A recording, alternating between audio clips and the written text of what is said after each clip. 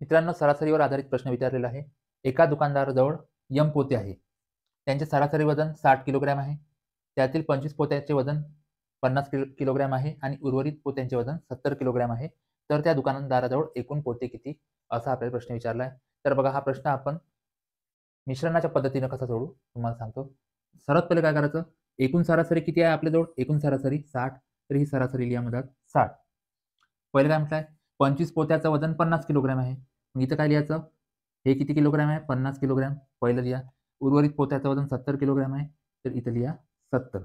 आता याच्यातला फरक काढा. इथं फरक काढा. इथं लिहा किती? 10.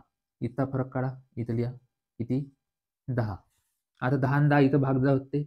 10 एक 10, 10 एक 10 म्हणजे एकाच एक काय झालं, त्याचं गुणोत्तर झालं.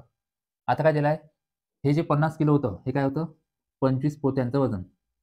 25 पोते बरोबर किती? 50 झाले.